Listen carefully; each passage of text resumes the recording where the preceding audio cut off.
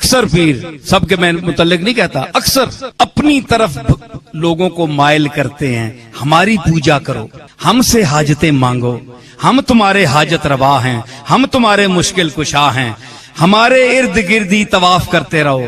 لوگوں کو پھنسائے رکھتے ہیں، اللہ کی بارگاہ میں نہیں بھیجتے، جو مشکل کشا بھی ہے، جو داتا بھی ہے، جو دیتا بھی ہے، جو مشن ہے نبیوں کا اس کی طرف نہیں بھیجتے، اپنی دکانیں چمکاتے ہیں۔ میں ان کے خلاف ہوں، اسی لیے لوگ مجھے وہابی کہتے ہیں۔ میں نے کون سا گناہ کر دیا ہے؟ میں نے وہ مشن اختیار کیا جو رسولوں نے اختیار کیا۔ بتائیں ہم میں سے کون تمہاری حاجت روا کر سکتا ہے؟ میں تو نہیں کر سکتا، میں تو خود محتاج ہوں اس کا، ہر سانس میں اس کا محتاج ہوں، تمہارے جیسا محتاج ہوں، کھلی زبان پہ کہتا ہوں، ڈنکے کی چوٹ پر کہتا ہوں۔ جس طرح ایک مکھی محتاج ہے اللہ کی، ایک ذرہ محتاج ہے، میں اسی طرح اس کا محتاج ہوں، ضعیف ہوں، ناتواں ہوں، کمزور ہوں۔ اگر کسی میں کس بل ہے تو بتائے، جوہر دکھائے، میدان میں اترے۔ کوئی کہے جناب کہ میں حاجت پوری کرتا ہوں، میں تمہارا مشکل کشا ہوں، میں نہیں مانتا، آج بھی نہیں مانتا، چاہے مجھے آپ کافر کہیں۔ کفر کے فتوے کو قبول کروں گا، یہ بات نہیں مانوں گا۔ کیوں؟ یہ قرآن کی تعلیم کے بھی خلاف ہے، رسول اللہ کے اسوہ حسنہ کے بھی خلاف ہے، اولیاء اللہ کی تعلیمات کے بھی خلاف ہے۔ اے جناب پیر صاحب پتر دے سن، اے مولوی صاحب نے تعویذ نال جناب پتر جمسی، اللہ کو فارغ ہو گیا؟ یہ باتیں آپ ایک پیر کی زبان سے سن رہے ہیں، میرا ایک درگاہ سے تعلق ہے۔ کہاں گئی وہ رسول اللہ کی توحید؟ کہاں گئی وہ صحابہ کی توحید؟ وہ حسین نے جو علم جہاد بلند کیا تھا کربلا میں، وہ اعلائے کلمت الحق کی آواز کہاں گئی؟ رسول اللہ کی امت کیوں سو گئی ہے؟ افسوس کا مقام ہے کہ نہیں؟ بولو، اللہ کے گھر میں بیٹھے ہوئے۔ اب ذرا سے ہٹ کر کوئی بول دے یہ تو وہابی ہو گیا ہے جی، یہ توحید بیان کرتا ہے، یہ وہابی ہے۔ تے نبی ساری عمر توحید بیان کرنے رہے، انہاں کے آکسو تے قرآن ساری توحید بیان کر رہا ہے، اللہ کے آکسو۔ اب میں چاہ رہا ہوں کہ آخر میں آج کی کلاس میں جتنا ہمارا ٹائم یہ بچا ہے 35-40 منٹ، اس میں وہ 10 بڑے بڑے جو وسوسے ہیں، اشکالات ہیں، ایمبیگوٹیز ہیں، دھوکے ہیں، جو علماء سو دیتے ہیں اپنی پبلک کو یہ بات منوانے کے لیے کہ بابوں کو پکارو، ولیوں کو پکارو، پیغمبروں کو پکارو، فرشتوں کو پکارو، بس اللہ کو نہ پکارو۔ اور جب کوئی کہ اللہ کو پکارو تو کہنے پیچھے تے اللہ ہی ہے۔ انہوں نے اللہ نو بھی پیچھے کر دیتا ہے، نبی نو بھی پیچھے کرتا ہے، نبی کے مقابلے پہ اپنے اپنے بزرگ کھڑے کر لیے۔ جب ہم کہتے ہیں یار یہ تو قرآن میں تو یہ لکھا ہے، وہ کہتے ہیں جی ہمارے بزرگوں کو قرآن نہیں آتا تھا، اور ہمارے بزرگ تو وہی کچھ بتا رہے ہیں، پیچھے نبی نے، نبی بھی پیچھے۔ جب توحید کی بات کریں کہ بھئی اللہ سے دعا مانگو، وہ کہتے ہیں ہم جو بزرگوں سے بھی مانگتے ہیں، ہم کب کہتے ہیں وہ خود دیتے ہیں، وہ اللہ سے لے کے دیتے ہیں، پیچھے اللہ ہی ہے، اللہ بھی پیچھے، نبی بھی پیچھے، تے بابے اگے لے آندے۔ اور جو کہتا ہے کہ یار ان کو ہٹاؤ بابوں کو، اور اس کو بڑے آسان الفاظ میں کہتا ہے کہ مرنے سے پہلے اے مسلمان کر لے اس پہ غور، کتابوں کا خدا اور ہے، بابوں کا خدا اور۔ اس کے خلاف ہو جاتے ہیں کہ یہ کہتا ہے دو خدا ہیں، نہ سر، خدا ایک ہی ہے، لیکن جن کوالٹیز کے ساتھ آپ کے بابوں نے بتایا وہ کوالٹیز وہ نہیں جو آسمانوں سے نازل ہوئے دین میں تھی۔ گویا کہ پھر الگ ہی آپ نے اپنا خدا بنا لیا، اگرچہ مان اسی کو رہے ہیں آپ۔ وہ 10 اشکال میں ایک ایک کر کے کوشش کرتا ہوں کور کروں جلدی سے، تاکہ آج ہی ہماری کلاس کنکلوڈ ہو جائے اس ٹاپک کے حوالے سے۔ 5 قرآن کے حوالے سے ہیں وہ اشکالات، اور 5 سنت یعنی صحیح الاسناد احادیث کے حوالے سے۔ پہلا اشکال یا دھوکہ یا ایمبیگوٹی وہ یہ دیتے ہیں کہ جی قرآن میں آیا ہے یا ایھا الذین آمنوا استعینوا بالصبر والصلاۃ، اے اہل ایمان مدد چاہو صبر اور نماز کے ذریعے، اور یہ پڑھتے آدھی آیتی ہیں، آگے نہیں پڑھتے کیا لکھا ہوا ہے، اور کہتے ہیں اس سے ثابت ہوا کہ صبر اور نماز تو غیر اللہ ہے، تو آپ غیر اللہ سے مدد مانگ سکتے ہیں۔ تو ہم کہتے ہیں میرے بھائی یہ تو آپ نے خود بھی کبھی نہیں مانگی، کبھی آپ نے کہا المدد یا نماز میری مدد فرمائیے، میری حاجت گیری کیجیے، یا صبر میری مدد فرمائیے، وہ خود ہی سوچ میں پڑ جاتے ہیں واقعی ہم نے تو یہ کبھی نہیں کہا۔ تو سر یہ آیت پوری پڑھیں، ان اللہ مع الصابرین، اللہ بے شک صبر کرنے والوں کے ساتھ ہے، یعنی صبر اور نماز وہ اعمال ہیں جو وسیلے کے طور پر اللہ تک پہنچنے کا ذریعہ ہے، مدد اللہ ہی سے مانگنی ہے۔ یہ تو ہماری دلیل ہے۔ صحیح بخاری میں نبی علیہ السلام نے جو ایک وظیفہ کیا کرتے تھے وہ رپورٹ کیا ابن عباس نے. وہ کہتے ہیں کہ ابراہیم علیہ السلام کو جب آگ میں ڈالنے لگے تھے نا، ابراہیم علیہ السلام بہت غیرت مند تھے توحید کے معاملے میں، تو انہوں نے اس وقت پکارا تھا حسبنا اللہ و نعم الوکیل، ہم نے اللہ ہی پر بھروسہ کیا، وہی بہتر کارساز ہے. اور ابن عباس کہتے ہیں تمہارے جد امجد ابراہیم بھی یہی کہا کرتے تھے، اور تمہارے نبی پہ بھی جب مشکل وقت آتا تھا وہ بھی یہی کہتے تھے حسبنا اللہ و نعم الوکیل. سر پورے قرآن میں انبیاء کی دعائیں ہیں کہ اس میں باب بزرگ کچھ بھی نہیں ہے، اور نہ کہیں تعلیم کیا گیا ہمیں کہ بابوں کو ڈال کے، انبیاء کی تعلیمات تو ہمیں سمجھانے کے لیے تھی، ایسا بھی نہیں. جامعہ ترمذی میں ایک حدیث ہے، اس کی صحیح سند المستدرک للحاکم میں ہے اور سنن نسائی الکبریٰ میں، کہ نبی صلی اللہ علیہ وآلہ وسلم ہر مصیبت اور پریشانی میں کہا کرتے تھے یا حی یا قیوم برحمتک استغیث، اے خود سے زندہ ہر چیز کو تھامنے والے، میں تیری رحمت کے ساتھ تیری مدد کا سوال کرتا ہوں. اگر نون سے پڑھیں گے تو پھر جمع کا صیغہ ہو جائے گا، ہم سوال کرتے ہیں. نستغیث بھی درست ہے، استغیث بھی درست ہے. الحمدللہ. اچھا اب دوسرا اشکال سنیں جی. وہ کہتے ہیں جی عیسیٰ علیہ السلام کے بارے میں قرآن میں آیا ہے، انہوں نے کہا تھا من انصاری الی اللہ، تو قال الحواریون نحن انصار اللہ. حضرت عیسیٰ نے خود مدد مانگی ہے جی غیر اللہ سے، اپنے ساتھیوں سے کہ کون اللہ کے لیے میری مدد کرے گا، اور ساتھیوں نے بھی کہا کہ ہم اللہ کے لیے آپ کی مدد کرنے کو تیار ہیں. تو اس کا مطلب یہ ہے کہ حضرت عیسیٰ کے صحابہ جو ہیں وہ حضرت عیسیٰ کے مشکل کشا ہوئے نا پھر تو، یعنی حضرت عیسیٰ نہیں مشکل کشا، ان کے ساتھی ان کے مشکل کشا تھے. واہ واہ سبحان اللہ. اس کا یہ مطلب ہی نہیں ہے. وہ کہہ رہے کون اللہ کے لیے مدد کرے میری دین کے کاموں میں. اس میں یہاں کا لکھا ہوا ہے کہ ان کے ساتھی فوت ہو گئے تھے اور وہ قبر پہ جا کے کہتے تھے قبروں سے نکلو اور روحانی طور پر جسد امثالی کے ساتھ آ کر میری مدد کرو. یہ بھی ایک نوی ٹرم ہے. جو دوسری کہنا نا قاسم نوتوی صاحب 6 سال بعد کس طرح نکلے وہ دیوبند کی صلح کرانے کے لیے بیداری میں، وہ کہتے ہیں جسد امثالی کے ساتھ ایک نیا ان کو جسم ملا تھا تو اسے قبر نکلا ہے. اچھا بریلویوں کے بابے نکل آئے تو وہ شرک، دیوبندیوں کے نکل آئے تو توحید. اپنی عقل کا علاج کروائیں. تو یہ تو بالکل ظاہری اسباب ہے. یہ وہی چیز ہے جو قرآن میں حکم ہے وَتَعَاوَنُوا عَلَى الْبِرِّ وَالتَّقْوَى وَلَا تَعَاوَنُوا عَلَى الْإِثْمِ وَالْعُدْوَانِ. نیکی پرہیزگاری کے کاموں میں ایک دوسرے کی مدد کرو، برائی کے کاموں میں نہ کرو. اس میں تو غیر اللہ کو غائب میں پکارا ہی نہیں جا رہا، نہ مرے ہوئے کو پکارا جا رہا ہے، نہ کسی دور والے کو، جو سامنے موجود ہے. وہ تو سر آپ کافر سے بھی مدد لیں. صحیح بخاری میں حدیث ہے نبی علیہ السلام کی وفات اس حال میں ہوئی کہ آپ کی زرہ گروی رکھی ہوئی تھی یہودی کے پاس اناج کے عوض، تو آپ کافر سے بھی مدد لیں ظاہری اسباب میں.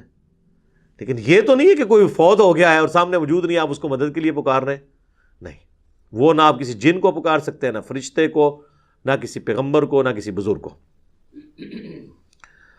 اور یہ تو حضرت عیسیٰ کے ساتھی تھے نا. اس طرح کی آیت تو قرآن میں نبی صلی اللہ علیہ وسلم کے لیے بھی ہے. سورۃ الاعراف میں آیت نمبر 157 ہے، جس میں اللہ تعالیٰ نے باقاعدہ حکم دیا ہے اہل ایمان کو کہ تمہارا ایمان اس وقت کامل ہوگا کہ جب تم نبی کی مدد کرو گے ان کے دین کے سلسلے میں. فالذین آمنوا بہ وعزروہ، جو ان پر ایمان لے کر آئے پھر ان کی عزت کی، ونصروہ اور ان کی مدد کی، واتبعوا النور الذی انزل معہ اور پیروی کی اس قرآن نور کی جو ان کے ساتھ نازل ہوا، اولئک هم المفلحون، وہ ہے فلاح والے. ہم آج بھی نبی علیہ السلام کی مدد کر سکتے ہیں ان کے دین کی اشاعت کر کے. تو اس کا کیا مطلب ہے ہم رسول اللہ کے مشکل کشا ہو گئے؟ نہیں، ہم تو اپنی مشکل دور کرنے کے لیے اللہ کے دین کا جو ہے وہ کام کر رہے ہیں. تو یہ معنی کچھ اور تھا، اس کو بدل دیا. یقین کریں اگر یہ گوروں کو اردو آتی ہو نا تو کس طرح مذاق اڑائیں ان کی باتوں کا کہ بات کیا تھی تو بنا انہوں نے کہاں سے کیا دی. تیسرا اشکال وہ کہتے ہیں جی سورۃ المائدہ میں آیا انما ولیکم اللہ ورسولہ والذین آمنوا، بے شک تمہارا پشت پناہ، تمہارا ولی، تمہارا دوست، تمہارا مددگار تو ہیں اللہ، اس کا رسول اور اہل ایمان. تو بالکل ہم مانتے ہیں. اس میں یہ کہاں سے ثابت ہو گیا کہ آپ ان کو پکار رہے ہیں؟ اہل ایمان حضور کے ساتھی آپ کے ساتھ آپ کے مددگار تھے، بالکل ٹھیک ہے. یہ تو نہیں ہوا کہ حضور علیہ السلام نے خیبر کے موقع پر حضرت حمزہ کو پکارا ہو جو فوت ہو چکے ہوئے تھے احد میں کہ آئیں میری مدد فرمائیں. حضرت علی صاحب نے موجود تھے، ان کو بلایا. تو بالکل دوست بھی ہیں، پشت پناہ بھی ہیں جو اویلیبل ہیں. آج کی ڈیٹ میں صرف اللہ کو مدد کے لیے پکاریں گے، اور اہل ایمان جو آپ کے سامنے موجود ہیں آپ ان کے ساتھ ساتھی ہوں گے. اور اس کو وہ سپورٹیو آیت ہے سورۃ الانفال کی آیت نمبر 62، ڈیسائسو ہے، بالکل واضح ہے. وَإِن يُرِيدُوا أَن يَخْدَعُوكَ، اے نبی اگر آپ کو خطرہ ہو نا کہ یہ کافر آپ کے ساتھ دھوکہ کریں گے، فَإِنَّ حَسْبَكَ اللَّهُ، تو بے شک اللہ آپ کے لیے کافی ہے. هُوَ الَّذِي أَيَّدَكَ بِنَصْرِهِ وَبِالْمُؤْمِنِينَ، وہ اللہ ہے جس نے اپنی طرف سے آپ کی مدد کی اور اہل ایمان کے ذریعے بھی آپ کی مدد کی، یعنی صحابہ کے ذریعے آپ کے ہاتھ مضبوط کیے. تو اس کا کوئی مطلب یہ لے گا کہ صحابہ حضور کے مشکل کشا تھے؟ نہیں، دین میں سپورٹیو تھے ظاہری اسباب کے طور پر. پھر اس کے آگے چل کے اللہ تعالیٰ نے کہا کہ ہم نے تو فرشتے بھی نازل کیے مدد کے لیے، لیکن کسی نے فرشتوں کو مدد کے لیے پکارا نہیں ہے ان جنگوں کے اندر. پھر 64 نمبر آیت میں آتا ہے یا ایھا النبی، اے اللہ کے نبی، حسبک اللہ، اللہ آپ کو کافی ہے.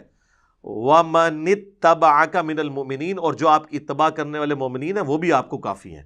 تو اس کا کیا مطلب ہے؟ حضور جو ہے وہ حسبنا اللہ و نعم الوکیل کی بجائے وہ اپنے صحابہ کا حسبنا پڑھتے تھے؟ نہیں، آپ کے سپورٹیو تھے دین کے حوالے سے. جس طرح آج کی ڈیٹ میں ہم بھی نبی اسلام کے سپورٹیو ہیں، ہم ان کے دین کا کام کر رہے ہیں الحمدللہ، اور اللہ سے امید کرتے ہیں اللہ تعالیٰ ہمیں جنت الفردوس میں اپنے محبوب علیہ السلام کا ساتھ نصیب کرے گا انشاءاللہ. اللہم انا نسألک جنت الفردوس مع النبیین والصدیقین والشہداء والصالحین، آمین. چوتھا اشکال وہ کہتے ہیں جی قرآن میں ہے سورہ التحریم میں فَإِنَّ اللَّهَ هُوَ مَوْلَاهُ وَجِبْرِيلُ وَصَالِحُ الْمُؤْمِنِينَ، رسول اللہ کا مولا تو ہیں اللہ، جبریل اور مومنین، اور اس کے بعد فرشتے بھی. اچھا، اس کا مطلب ہے کہ حضور علیہ السلام المدد یا جبرائیل کہتے تھے؟ نہیں، یعنی وہ ان کے پشت پناہ ہیں. جب اللہ تعالیٰ کسی کی ڈیوٹی لگاتا تھا وہ حضور کے ساتھ کام کرتے تھے، آپ کے صحابہ آپ کی خدمت گزاری میں تھے. یہ مطلب ہے، یہ تو نہیں کہ آج کی ڈیٹ میں آپ نے پکارنا ہے. نبی علیہ السلام نے کبھی یا جبرائیل المدد کہا ہے؟ بلکہ قرآن میں سورہ انفال میں ہے کہ اللہ نے اپنے نبی سے وعدہ کیا کہ ہم غزوہ بدر میں، احد میں فرشتے نازل کریں گے. تو حضور نے تو فرشتوں کو خود نہیں پکارا، اللہ نے کہا ہم بھیجیں گے. پکارنے والا معاملہ کہیں نہیں ہے مدد کے لیے کسی کو. تو اگر یہی والا معنی لیا جاتا تو صحابہ اکرام جو ہے وہ کہہ رہے ہوتے یا امیر حمزہ المدد، کسی نے نہیں کہا، یا جبرائیل المدد کسی نے نہیں کہا، جو سامنے موجود ہے. پانچواں اشکال وہ کہتے ہیں جی قرآن میں سورہ توبہ میں ہے وَمَا نَقَمُوا إِلَّا أَنْ أَغْنَاهُمُ اللَّهُ وَرَسُولُهُ مِنْ فَضْلِهِ، کیا ان کو یہی بات بری لگی نا کہ جو اللہ نے اور رسول نے اپنے فضل سے انہیں غنی کر دیا. اور یہ آیت لوگوں نے اپنے گھروں کے باہر لکھ کے لگائی ہے کہ اللہ اور اس کا رسول دونوں ہی غنی کرتے ہیں. سر یہ آیت اتنی لمبی آیت ہے جس کا ایک چھوٹا سا ٹکڑا ہے سورہ توبہ کی آیت نمبر 74، جس میں نبی علیہ السلام پہ جو قاتلانہ حملہ ہوا تھا، جس پہ میری یوٹیوب پہ ایک ویڈیو بھی ہے، رسول اللہ کا قاتل کون. تو یہ سٹارٹ کہاں سے ہو رہا ہے؟ یحلفون باللہ ما قالوا، یہ اللہ کی قسمیں کھاتے ہیں، وَلَقَدْ قَالُوا كَلِمَةَ الْكُفْرِ، حالانکہ وہ کفر کر چکے، وَكَفَرُوا بَعْدَ إِسْلَامِهِمْ، اور کفر اختیار کیا اسلام کے بعد، وَهَمُّوا بِمَا لَمْ يَنَالُوا، اور انہوں نے وہ ارادہ کیا تھا جس میں کامیاب نہیں ہوئے، یعنی حضور کو شہید کرنے کا تبوک سے واپسی پہ. پھر ساتھ آیا وَمَا نَقَمُوا إِلَّا أَنْ أَغْنَاهُمُ اللَّهُ وَرَسُولُهُ مِنْ فَضْلِهِ، کیا ان کو یہی برا لگا کہ اللہ اور اس کے رسول نے اپنے فضل سے ان کو غنی کیا؟ یعنی اللہ کے ٹکڑوں پہ یہ پل رہے ہیں، رسول اللہ ان کو مال غنیمت میں حصہ دیتے ہیں، اس کے اگینسٹ انہوں نے یہ کیا کہ یہ نبی علیہ السلام کی جان کے دشمن بن گئے. اس سے یہ کہاں سے ثابت ہو گیا کہ آپ نے اللہ کے رسول کو مدد کے لیے پکارنا ہے؟ یہ چیز ہی کچھ اور تھی اور انہوں نے کچھ اور بنا دی. کانٹیکسٹ بالکل واضح ہے. اور اس کو سپورٹیو حدیث جو میں نے پچھلی دفعہ بیان کی تھی بخاری اور مسلم دونوں میں، کہ 70 صحابہ کو جب دھوکے سے شہید کرنے لگے تو انہوں نے کیا کہا؟ اے اللہ ہمارے نبی کو ہمارے حال کی خبر کر دینا، ہم اپنے رب سے مل رہے اس حال میں کہ ہم اپنے رب سے راضی، ہمارا رب ہم سے راضی، ہم حضور کے دین پر ثابت قدم ہیں، اے اللہ ہمارے نبی تک ہماری یہ خبر پہنچا دینا. اور بخاری کے الفاظ ہیں حضرت جبرائیل نے آ کے خبر دی. انہوں نے یہ بھی نہیں کہا کہ اے جبرائیل آپ خبر پہنچا دیں، یا رسول اللہ انظر حالنا، انہوں نے نہیں کہا، انہوں نے کہا اے اللہ آپ خبر کر دیں. تو اس سے 3 عقیدے میں نے کہا تھا کلیئر ہوئے: علم الغیب، حاضر و ناظر، اور مسئلہ استعانت یعنی غیر اللہ کو پکارنا. تینوں مسئلے جو انہوں نے بنائے ہوئے ہیں غلط طریقے سے، وہ فارغ ہو گئے اس ایک حدیث سے. تو صحابہ تو یہ کرتے تھے, ان کو نہیں پتا تھا یہ قرآن میں آیت ہے وما نقموا الا ان اغناہم اللہ ورسولہ من فضلہ, وہ یہ مطلب نہیں رہتے تھے. لے جی, یہ 5 اشکال تو ختم ہوئے جو قرآن سے دیتے تھے. اب 5 احادیث والے بڑے مشہور ہیں, وہ بھی میں کور کر دوں. چھٹا اشکال, صحیح بخاری میں حدیث ہے جی میں کان بن جاتا ہوں, میں ہاتھ بن جاتا ہوں, میں پاؤں بن جاتا ہوں. پوری تصوف اس کے اوپر کھڑی ہوئی ہے, اور وہ اس لیے کہ یہ بھی آدھی حدیث پیش کرتے ہیں, پوری تو ان کی موت ہے. یہ صحیح بخاری میں حدیث ہے, نبی علیہ السلام نے فرمایا, حدیث قدسی ہے کہ اللہ تعالیٰ فرماتا ہے جس نے میرے ولی کے ساتھ دشمنی کی میرا اس کے خلاف اعلان جنگ ہے. اب ولی سے آپ کو انڈیا پاکستان کے ولی نہیں, یہ ولی اللہ کی بات ہو رہی ہے, جو اللہ کی عبادت کرتے تھے. جو اپنی عبادت کرواتے ہیں نا وہ اللہ کے ولی نہیں ہے, ان سے اعلان جنگ ہے میرا. صحابہ اہل بیت ان کے پیٹرن پہ چلنے والے وہ امام جنہوں نے ان کی تعلیمات ہم تک پہنچائی, اعلان جنگ ہے. اور میرا بندہ میرا قرب کسی چیز سے حاصل نہیں کر سکتا جو فرائض میں پابندی سے حاصل کرتا ہے. پہلی چیز فرض ہے, پھر نوافل کے ذریعے میرا اتنا قرب حاصل کرتا ہے کہ میں اس کے کان بن جاتا ہوں جس سے وہ سنتا ہے, میں اس کے ہاتھ بن جاتا ہوں جس سے وہ پکڑتا ہے, میں اس کی آنکھیں بن جاتا ہوں جس سے وہ دیکھتا ہے, میں اس کے پاؤں بن جاتا ہوں جس سے وہ چلتا ہے. بس اتنا کر کے وہ کہتے ہیں جس کے ہاتھ اللہ کے ہاتھ بن جائیں پھر ایتھوں اوتھے نہیں پہنچن گے, اے ابو کو رزلٹ کر لیندے. اور یہ عربی کے محاورے میں بات ہو رہی ہے, یعنی اس کا اوڑھنا بچھونا میں بن جاتا ہوں, یعنی میں اسے اسپیشل پروٹیکشن دے دیتا ہوں. ایک بار جب وہ کوشش کرتا ہے پھر اس کے ہاتھ پاؤں کان آنکھیں میری اطاعت میں ہی اٹھتی ہیں. وہ کہتے ہیں جی یہ تو وہ پہلے ہی کر رہا تھا تبھی اس کو انعام ملا, پھر انعام کیا ہوا؟ پہلے تو اس نے کوشش کی نا, انعام اس کو یہ ملا کہ اللہ اسے استقامت دیتا ہے, جو قرآن میں بھی آیا قل ان صلاتی و نسکی و محیایا و مماتی للہ رب العالمین. اے نبی تم فرماؤ بے شک میری نماز, میری قربانی, میرا جینا, میرا مرنا سب اللہ کے لیے. اچھا اس حدیث کا اگلا حصہ نہیں پڑھتے, اگلے الفاظ ہیں کہ جب وہ مجھ سے کوئی دعا کرتا ہے میں دعا قبول کرتا ہوں, اور جب مجھ سے پناہ طلب کرتا ہے اپنے دشمن کے اگینسٹ تو میں اسے پناہ عطا کرتا ہوں. تو میرے بھائی جس کا ہاتھ اللہ خود بن چکا ہے وہ دشمن کی گیچی خود کیوں نہیں مروڑ دیتا؟ اللہ سے کیوں مانگ رہا ہے؟ اس لیے کہ کوئی نہیں ایسے کر سکتا, اللہ ہی سے مانگنا ہے. ورنہ وہ کہتے ہیں ہاتھ بن گیا پاؤں بن گیا تو اب وہ جو مرضی کرے. اور ویسے آپ کو شرم نہیں آتی کہ اللہ کا پاؤں کوئی بنے گا؟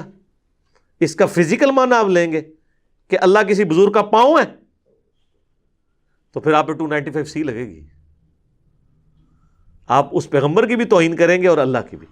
تو یہ بات ہو رہی ہے محاورتاً, اور آگے الفاظ حدیث کی اس کی حفاظت کر رہے ہیں. لہٰذا یہاں سے دھوکہ دینا بند کریں. اور اس کو سپورٹیو حدیث ہے بخاری مسلم دونوں میں. اما عائشہ کہتی ہیں جب بادل نظر آتے نا اور آندھی چلتی تو ہم لوگ خوش ہوتے کہ بارش آئے گی, اور حضور صلی اللہ علیہ وسلم کے مبارک چہرے پر پریشانی کے آثار آ جاتے. تو میں کہتی اللہ کے نبی لوگ تو خوش ہو رہے ہیں بارش آئے گی اور آپ پریشان ہو رہے ہیں. تو آپ فرمایا کرتے اے عائشہ مجھے کیا پتا کہ ان بادلوں سے آگ برسے گی یا بارش کا پانی. تو کسی نے نہیں کہا یا رسول اللہ آپ کو نہیں پتا بارش کا پانی برستا ہے. لیکن حضور کا یقین اللہ پہ دیکھیں. پھر آپ نے سورہ الاحقاف کی وہ آیت تلاوت کی کہ قوم عاد پہ عذاب اسی طریقے سے آیا تھا کہ سخت گرمی کے بعد ایک بادل نمودار ہوا اور وہ ساری قوم اس کے نیچے آ گئی اور کہا کہ ابھی بارش برسے گی, اس میں سے آگ نکلی, سب ہلاک ہوئے. حضور نے سورہ احقاف کی آیت پڑھ کے کہا کہ مجھے بتاؤ عائشہ مجھے کیا پتا کہ اس بادل میں سے عذاب آنے والا ہے یا اللہ کی رحمت. اور پھر حضور علیہ السلام یہ دعا کیا کرتے اے اللہ اسے ہمارے لیے رحمت بنا دے جو بادل آیا ہے. اگر حضور علیہ السلام اپنے بارے میں کہہ رہے ہیں کہ مجھے نہیں پتا کہ اس میں سے کیا ہونا ہے, تو آپ بابوں کے بارے میں کیا کہہ سکتے ہیں؟ وہ اشارہ کر کے یہ کر دیں گے تو وہ کر دیں گے. حضور علیہ السلام کا ذرا یقین دیکھیں کہ فیصلے اللہ نے کرنا ہے. تو میرا خیال ہے یہ کافی ہے. ہاتھ بن جاتا ہوں پاؤں بن جاتا ہوں, اس کی اگر پریکٹیکل مثال ہوتی تو نبی علیہ السلام کی مبارک ذات ہوتی. البتہ اس میں جہاں معجزات ہیں وہ ہم مانتے ہیں, جو بخاری مسلم میں آپ نے دعا کی بارش نازل ہو گئی, پھر اگلے خطبے میں وہی بندہ کھڑا ہوا پورے ہفتے تک بارش ہوتی رہی, اس نے کہا یا رسول اللہ ہمارے تو گھاٹ ٹپک رہے ہیں, تو آپ نے مبارک انگلی سے اشارہ کیا, اللہ تعالیٰ نے آپ کی دعا قبول کی, وہ معاملہ علیحدہ ہے. یہ تو رپورٹ ہوئی ہیں چیزیں. آپ جو بابوں کے بارے میں سٹوریاں بتا رہے ہیں وہ کوئی رپورٹ نہیں ہوئی ہوئی ہیں, سب جعلی ہیں. اور اگر آپ کہتے ہیں اصلی ہے تو کر کے بتاتے سر, اے گھوڑا تو اے میدان. ایک نگاہ مار کے یوٹیوب سے نبی علیہ السلام سے متعلق گستاخانہ ویڈیو ڈیلیٹ کرا دیں. تہاڈی بزرگی کس دہاڑے کام آونی ہے؟ کس دن کام آئے گی آپ کی بزرگی؟ آئے نا. ہمیں تو آپ کہتے ہیں امت مر جائے اگر حضور کے گستاخانہ کھا کے مان رہے ہیں. امت تو بعد مرے، پہلے وہ بابے کیوں نہیں مر جاندے جنہوں کی ڈیوٹیاں نے؟ ان کے پاس تو اختیار بھی ہے اور وہ امتی نہیں ہے، انہیں اپنے نبی کا درد نہیں ہے، ان کو تو ہم سے زیادہ ہونا چاہیے نا. تو آپ یہ بھی کہا کریں وہ سارے بابے بھی مر جان جنہوں کو اختیار ہے نگاہ مار کے ڈیلیٹ کرنے دا، وہ نہیں کروا رہے. علمی طور سے تو ویسے مر گئے نے ہوں، تو دوسرے طریقے نال بھی مارنا ہے تو اس طریقے نال مارو، ساڑی جان چھڈو.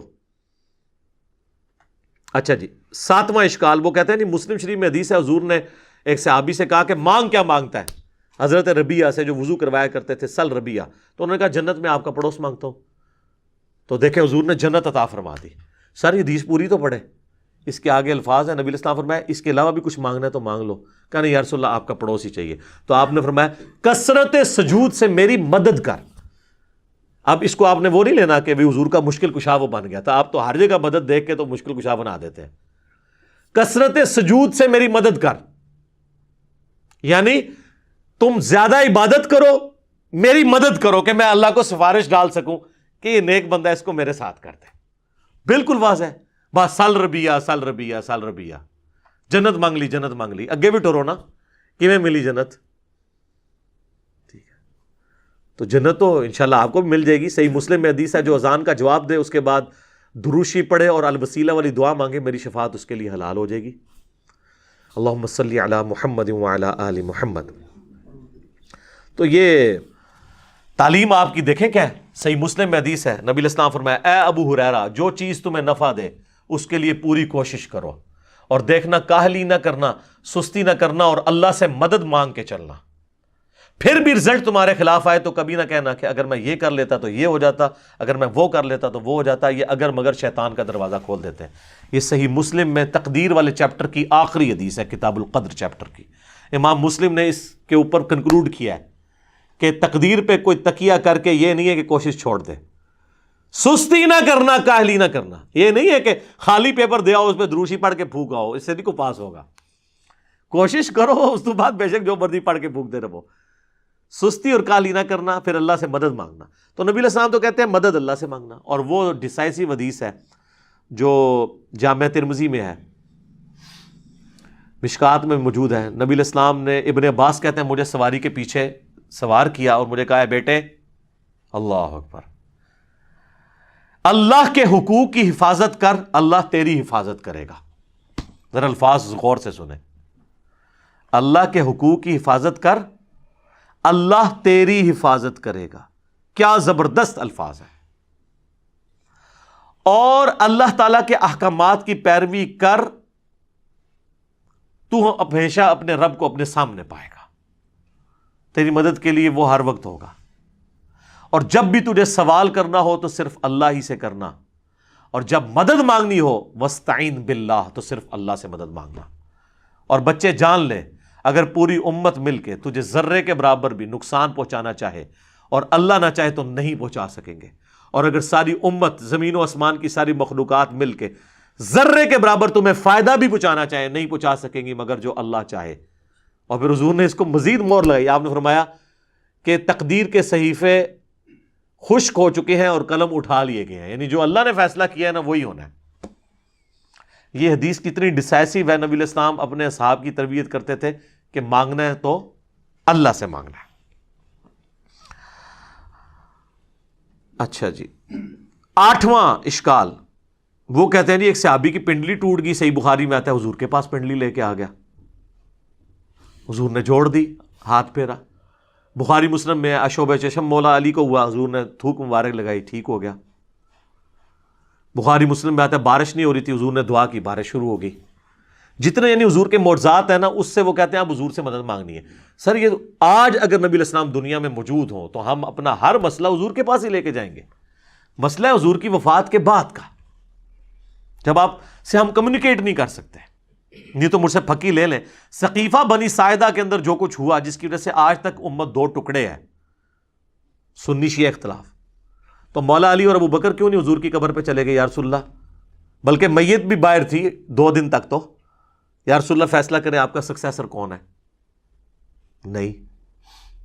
جنگ جمل صفین نہروان کے وقت کسی نے روضہ شریف میں جا کے حضور سے مشورہ کیوں نہیں کیا؟ سیدہ عائشہ 47 سال تک اس حجرے میں رہیں جہاں پہ قبر مبارک تھی. کوئی مشورہ؟ کچھ بھی نہیں.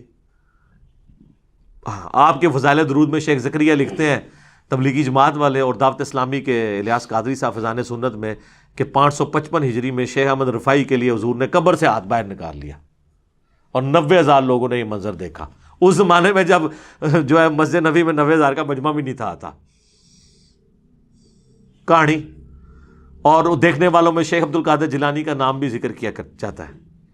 اور عبد القادر جیلانی بیچارے دیکھتے ہی رہے، انہوں نے نہیں چومے ہاتھ، اور انہوں نے مرید نے چوم لیا، شیخ احمد رفاعی نے. سب کہانیاں جوڑی ہوئی ہیں، جوڑتے رہے. یہ کچھ صحابہ کے ساتھ نہیں ہوا. تو یہ یعنی نبی علیہ السلام کی وفات کے بعد یہ جو معجزات ہیں، یہ تو ہم آج بھی مانتے ہیں حضور موجود ہوں. اور میں اب اس سے زیادہ سخت بات کرنے لگا ہوں، برا نہیں ماننا. اگر کسی کو یقین ہے نا کہ ایسا ہوتا ہے تو اپنی ایک پنڈلی کی قربانی دے نا، خود ہی توڑ کے لے آئے. روضہ شریف تک ہم اسے لگا دیتے ہیں، ویزا لگوا دیتے ہیں، وہاں پہ روضہ شریف پہ آپ کو لے جاتے ہیں. جائیں اپنی پنڈلی کی ہڈی جوڑ کے بتائیں، ان کو بھی پتہ نہیں جوڑے گی. ہاں، نبی علیہ السلام اگر دنیا میں موجود ہوں تو یقیناً ہاتھ پھیرنے سے یہ ہو جائے گا. ان کو بھی پتہ ہے کہ آج کی ڈیٹ میں نہیں ہوگا. حضور کی وفات کے بعد کیا لوگ جا کے قبر سے جا کے مانگا کرتے تھے؟ بخاری مسلم سے یہ معجزہ پیش کرتے ہیں 1500 صحابہ کے لیے پانی کے چشمے جاری ہو گئے مبارک انگلیوں سے. بالکل ہوئے. لیکن حضور کی وفات کے بعد کیا قبر سے جا کے کوئی کہتا تھا جی آپ انگلیوں سے چشمے جاری کریں؟ اور میں نے تو بتایا صحیح مسلم میں ایک حدیث ہے، حضرت عمر نے ایک سفر کے دوران حضور کو پانی جمع کر کے کہا کہ یا رسول اللہ آپ اپنا مبارک ہاتھ رکھ کے دعا فرمائیں نا، اس میں سے چشمے جاری ہوں. اور وہی حضرت عمر، صحیح بخاری میں 1010 نمبر حدیث ہے، 1010، وہ کہتے ہیں انا کننا نتوسل الیک بنبینا، اے اللہ پہلے ہم آپ کے نبی کے وسیلے سے آپ کے پاس آتے تھے. یعنی حضور کے ذریعے آپ کی طرف متوجہ ہوتے تھے، حضور کی دعا کی برکت سے بارش نازل ہوتی تھی. اب ہم آپ کے نبی کے چچا کو لے کے آئے، ان کی دعا کی برکت سے بارش نازل فرما، بارش ہو جاتی. تو حضرت عمر کہہ سکتے تھے نا یا رسول اللہ جب آپ قبر سے باہر تھے تو آپ چشمہ جاری کرتے تھے، اب آپ قبر میں ہیں تو کوئی مسئلہ نہیں. احمد رفاعی کے لیے تو آپ نے نکالنا ہی ہے، تو آپ قبر مبارک سے ہاتھ باہر نکالیں اور امت کو سیراب کر دیں. تو یا پھر کہ حضرت عمر جو ہیں وہ وہی عقیدہ رکھتے تھے جو قرآن و سنت میں اور جو ہم پیش کر رہے ہیں، کہ وفات کے بعد اب وہ کمیونیکیشن گیپ نہیں ہوگا. حیات النبی اپنی جگہ موجود ہے، لیکن دنیاوی حیات نہیں، آخرت کی حیات ہے. حیات النبی پہ سب سے زیادہ ویڈیوز ہی میری ہیں، لیکن وہ دنیاوی حیات نہیں ہے، آخرت کی زندگی ہے، جس میں نہ سانس ہے، نہ کھانا پینا ہے دنیا والا، نہ ٹوائلٹ ہے. آج بھی قبر مبارک اگر آپ کھودیں تو نبی علیہ السلام اسی حالت میں لیٹے ہوئے ہوں گے جس طرح 800 سے 1400 سال پہلے آپ کو دفنایا گیا تھا. کوئی سانس نہیں لے رہے ہوں گے، اسی حالت میں ہوں گے. آپ اس زندگی کو آبزرو کر ہی نہیں سکتے. تو یہ پیش کرنا ہے معجزات کے ذریعے، یہ بالکل جھوٹ ہے. ورنہ تجربے کے لیے پھر تیار ہو جائیں، جس نے پنڈلی کی قربانی دینی ہے تو کریں. پھر 9واں اشکال وہ کہتے ہیں جی اس کو بلکہ شعر بنا دیا، آج لے ان کی پناہ، آج مدد مانگ ان سے، پھر نہ مانیں گے گر قیامت میں گر مان گیا. وہ اعلیٰ حضرت کا شعر ہے کہ قیامت میں تو نے بھی حضور سے ہی شفاعت کرانی ہے، تو آج کیوں نہیں حضور کو مدد کے لیے پکارتا؟ ادھر تو نے حضور کو ہی پکارنا نا سر، اس لیے پکارنا ہے کہ حضور سامنے ہوں گے صلی اللہ علیہ وسلم. دنیا میں بھی جب سامنے موجود تھے تو حضور کو اپنے مسئلے بتانے تھے، آخرت میں بھی جب حضور علیہ السلام سامنے آئیں گے تو ان کے سامنے ہی ان کو ہی ہم اللہ کے حضور اپنا وسیلے کے طور پہ پیش کریں گے، انہی کے ہاتھ پہ شفاعت کا دروازہ کھلے گا. لیکن یہ بیچ والا پورشن آپ نے کہاں سے نکال لیا؟ جیسے آپ تراویح سے 20 تراویح نکال لیتے ہیں اور یوفون سے یوفون نکال لیتے ہیں، مسقال ذرۃ خیر یرا سے مسقال نکال لیتے ہیں. الفاظ کے میچ کرنے سے وہ چیزیں نہیں نکل آتی. تو حدیث شفاعت والا معاملہ ڈیفرنٹ ہے. ورنہ میں نے حضرت عمر والا بتا دیا، وہ تو کہتے ہیں جب تک نبی موجود تھے ان کے ذریعے متوجہ ہوتے تھے، اب ان کے چچا کو ان کی دعا کی برکت سے. وہ کہتے ہیں جی مصنف ابن ابی شیبہ میں ایک روایت ہے اور حافظ ابن کثیر نے بھی نقل کی ہے سورہ نساء کی آیت نمبر جو 64 ہے، وَلَوْ أَنَّهُمْ إِذْ ظَلَمُوا أَنفُسَهُمْ جَاءُوكَ، جب اپنی جانوں پر ظلم کرو تو حضور کی خدمت میں حاضر ہو جاؤ، حضور شفاعت کریں گے تو اللہ توبہ قبول کرے گا. اس آیت کے کانٹیکسٹ میں ابن کثیر بھی لے کے آئے کہ ایک جو ہے نا وہ اعرابی حضور کی قبر پہ حاضر ہوا اور کہا یا رسول اللہ قرآن میں تو حکم ہے کہ یہ حکم حضرت عمر کو نہیں پتا تھا. اور ایک پینڈو کو پتہ چل گیا، اپنی عقل کا علاج کراؤ. اسی لیے کہا گیا نا علیکم بسنتی و سنت الخلفاء الراشدین المہدیین. صحیح بخاری 1010 میں تو حضرت عمر کہہ رہے ہیں اللہ جب تک نبی موجود تھے ہم ان کو وسیلے کے طور پہ پیش کرتے تھے، اب ان کے چچا کو لے کے آئے ہیں. تو حضرت عمر کو نہیں پتا تھا میں جا کے ڈائریکٹ پہ قبر پہ جا کے وَلَوْ أَنَّهُمْ ظَلَمُوا أَنفُسَهُمْ جاؤ کا پڑھ لوں. Point to be noted. تو وہ کہتے ہیں بھی وہ خواب میں حضور کی زیارت ہوئی اور کہا کہ عمر کو میرا سلام کہنا اور کہنا ان قریب بارش ہو جائے گی، اور کئی کہتے ہیں قبر سے آواز آ گئی، عمر کو سلام کہنا اور اسے کہنا عوام پہ نرمی کرے. سر یہ مصنف ابن ابی شیبہ میں جو روایت ہے نا اس میں آمش مدلس ہے اور ان سے روایت کر رہا ہے اور سما کی تصریح نہیں ہے. اور صحیح مسلم کے مقدمے میں امام مسلم نے یہ پیٹ رول لکھا ہے کہ مدلس کی آن والی روایت سما کی تصریح سے کے بغیر، حدثنا یا اخبرنا کے بغیر قابل قبول نہیں ہوگی. ایک جعلی روایت کو لے کے عقیدہ گھڑ رہے ہیں جو بخاری کی 1010 نمبر حدیث کے بھی خلاف ہے اور قرآن کی اس آیت کے کانٹیکسٹ کے بھی خلاف ہے. سر یہ قرآن ذرا کھولیں، سورہ نساء کی آیت نمبر 64 میں اللہ تعالیٰ نے منافقین کو کہا ہے کہ یہ طاغوت کے پاس فیصلے کرواتے تھے، حالانکہ نبی علیہ السلام کو اپنا حکمران مانا ہوا تھا، اوپر سے کلمہ گو تھے اندر سے منافق تھے.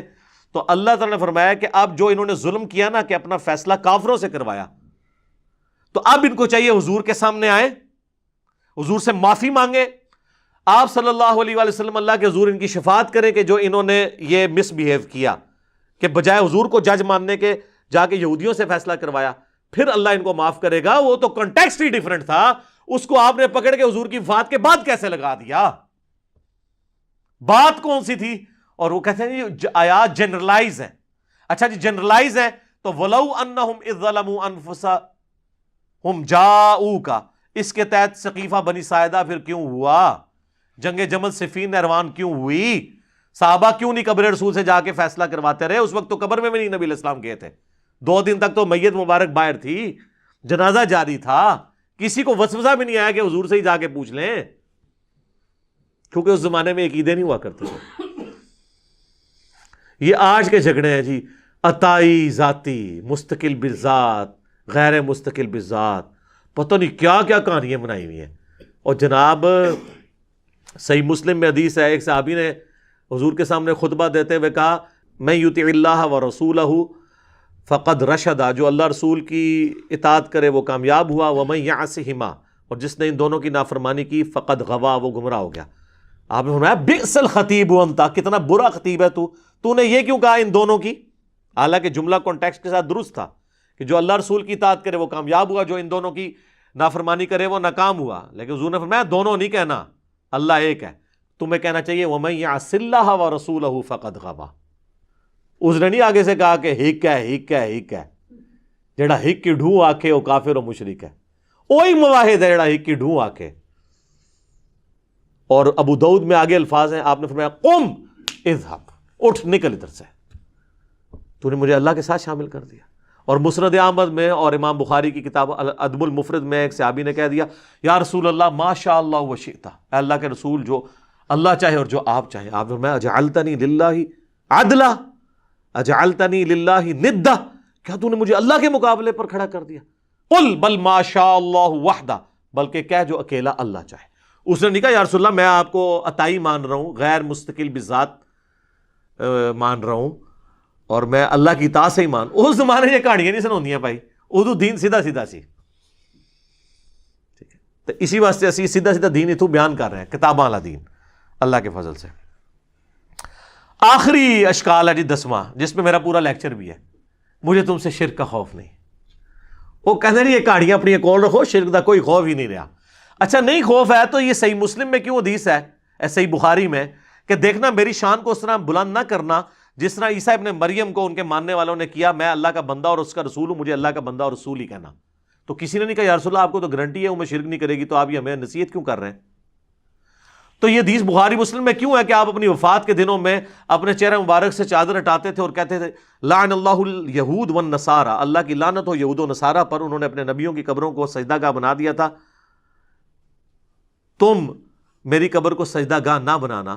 اور اس کے آگے حضرت عائشہ کے الفاظ ہیں اگر ہمیں یہ خطرہ نہ ہوتا کہ لوگ حضور کی قبر پہ سجدے شروع کر دیں گے تو ہم زائرین کی زیارت کے لیے اوپن قبر کو چھوڑ دیتے، لیکن حضور ہمیں ڈرا رہے تھے اس لیے ہم نے اوپن زیارت کے لیے قبر کو نہیں چھوڑا، بلکہ حجرے کے اندر ہی رہی. اب تو خیر وہاں اجازت سے بھی کوئی نہیں اندر جا سکتا. تو کسی کو نہیں پتا تھا مجھے تم سے شرک کا خوف نہیں. تو اس پہ میری پوری یوٹیوب پہ ویڈیو پچھلے دنوں ریکارڈ ہوئی ہے، مجھے تم سے شرک کا خوف نہیں. یہ حضور علیہ السلام نے صحابہ کو اور صحابہ کے پیٹرن پہ چلنے والی ایک خاص اسکول آف تھاٹ کو یہ بات کی تھی کہ قیامت تک ایک میرا امت کا گروہ ایسا ہے جو بخاری مسلم میں آتا ہے کہ وہ قیامت تک حق پہ قائم رہے گا. باقیوں کے لیے نہیں آیا. وہ تو ابو داؤد میں خود ہی آپ کہتے ہیں 72 جہنم میں جائیں گے اور ایک جنت میں جائے گا. حضور اس زمانے میں وہ صحابہ تھے جن سے شرک کا خوف نہیں تھی، اور صحابہ کے زمانے سے قیامت تک ایک گروہ. ورنہ تو یہ خود بھی مانتے ہیں کہ نصیریہ جو علی اللہ کہہ رہے ہیں اس وقت وہ یہود و نصارہ کا گروہ ہے، کوئی شیعہ سے نکلا ہے. قادیانی جو ختم نبوت میں شرک کر رہے ہیں سنیوں سے نکلے ہیں. اور حلولیہ جن کو کشف المعجوم میں خود علی اجویری صاحب نے کہا یہ گمراہ فرقہ ہے، جو کہتے ہیں بندے کے اندر اللہ گھس جاتا ہے، یہ شرک نہیں ہے. اور وہ انہوں نے لکھا ہے یہ اہل سنت کے جو گمراہ فرقے ہیں ان میں سے ایک فرقہ ہی ہے. خود انہوں نے مانا ہے کہ سنیت دے جڑے 12 فرقے نے 10 حق ہوتے نے 2 گمراہ نے، انہیں کی حلول ہوئی ہے جو حلول کا عقیدہ رکھتا ہے. تو یہ شرک تو ہوا ہے. اور اس حدیث کی شرح آپ ابن حجر اسقلانی کی فتح الباری پڑھ لیں یا عمدۃ القاری جو ہے پڑھ لیں بدر الدین عینی کی. دونوں نے لکھا ہے کہ یہ پوری امت کے لیے گارنٹی نہیں ہے، خاص طبقے کے لیے ہے. ادروائز امت میں لوگ شرک میں مبتلا ہوئے ہیں. صحیح مسلم میں حدیث ہے جس کے جنازے میں 40 ایسے لوگ شریک ہوں جو شرک نہ کرتے ہوں تو ان کی شفاعت قبول کر لی جائے گی. تو جنازہ تو پڑھتے ہی مسلمان ہے. بخاری مسلم میں حدیث ہے جب یہ آیت نازل ہوئی سورہ الانعام کی آیت نمبر 82 الذین آمنوا ولم یلبسوا ایمانہم بظلم اولئک لہم الامن وہم مہتدون، جو ایمان لائے اور ایمان کے ساتھ شرک نہ کیا وہی قیامت والے دن امن میں ہوں گے. تو صحابہ نے کہا یا رسول اللہ شرک کون نہیں کرتا ہوگا، ظلم کون نہیں کرتا ہوگا. وہ صحابہ تو چھوٹے سے گناہ کو بھی ظلم سمجھتے تھے. تو حضور نے فرمایا یہاں ہر ظلم نہیں، اس ظلم سے مراد ہے ان الشرک لظلم عظیم. سورہ لقمان کی آیت نمبر 13 تلاوت کی نبی علیہ السلام نے کہ یہاں شرک یعنی جو ایمان لانے کے بعد شرک نہ کرے اس کے لیے گارنٹی ہے کہ وہ امن میں ہوگا. باقی گناہوں کے معاملے میں اللہ تعالیٰ ٹالریٹ کر لے گا. اور سر وہ جو حدیث ہے ترمذی میں اور مسند احمد میں کہ جو شخص 10 دفعہ پڑھ لے لا الہ الا اللہ وحدہ لا شریک لہ لہ الملک و لہ الحمد بیدہ الخیر یحیی و یمیت وہو علی کل شیء قدیر، فجر اور مغرب کے بعد بغیر پاؤں بدلے تو اسے کوئی چیز نقصان نہیں پہنچا سکے گی سوائے یہ کہ وہ شرک خود ہی کر لے. اس میں یہ الفاظ ہے. تو حضور کو تو کہنا چاہیے شرک ختم ہو گیا تو پھر شرک کہاں سے کر لے. تو اس کا مطلب یہ ہے کہ لا الہ الا اللہ پڑھ کے بھی اگر کوئی شرک کر رہا ہے نا تو بے شک وہ نماز کے بعد لا الہ الا اللہ پڑھتا رہے یا موت کے وقت لا الہ الا اللہ پڑھتا رہے کوئی فرق نہیں پڑنا اگر ساتھ وہ شرک کر رہا ہے. جو سورہ یوسف میں آیا کہ اکثریت لوگوں کی اللہ پر اس حال میں ایمان لاتی ہے کہ وہ شرک بھی کر رہی ہوتی ہے ساتھ.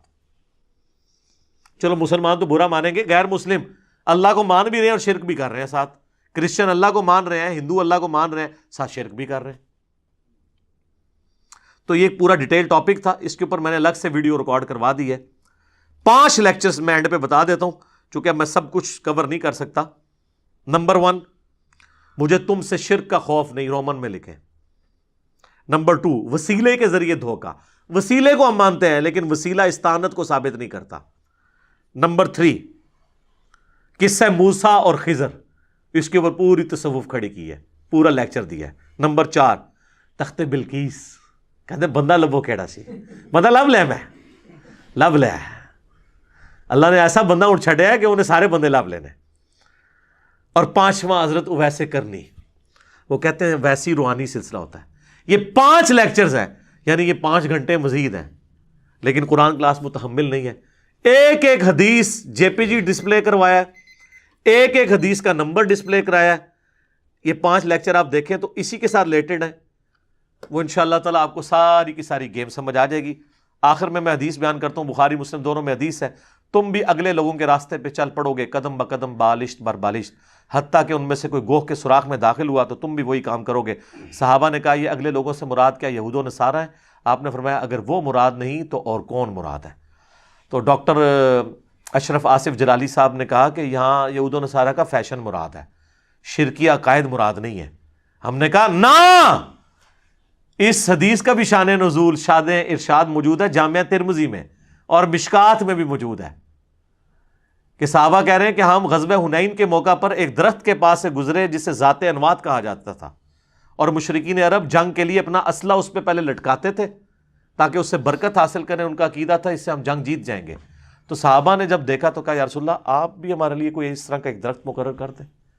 ہائے ہائے، آپ نے کہا سبحان اللہ، آج تو تم نے وہی بات کر دی جو موسیٰ کے ماننے والوں نے کی تھی۔ پھر نبی علیہ السلام نے سورۃ الاعراف کی آیت تلاوت کی کہ موسیٰ کے ساتھی جب ایک جگہ سے گزرے جہاں پہ کچھ لوگ بتوں پر دھیان کیے ہوئے اعتکاف بیٹھے تھے، تو کہا ہمارے لیے بھی اللہ کا کوئی بت بنا دیں۔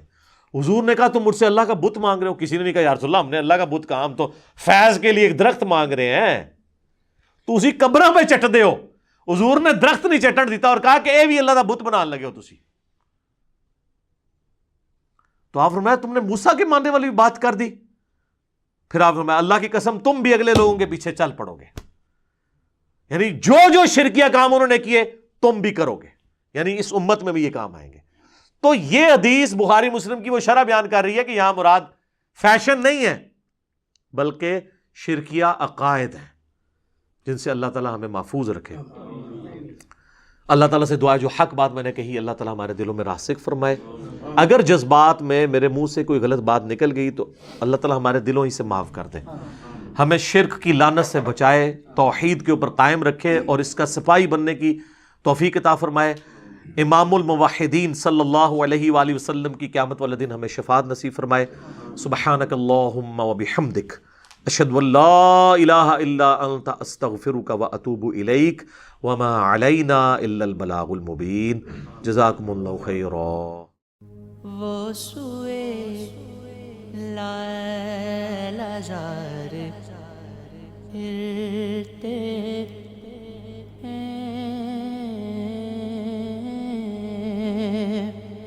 وہ سوئے لائل ازار پھرتے ہیں، تیرے دن اے بہار پھرتے ہیں، تیرے دن اے بہار پھرتے ہیں، جو تیرے در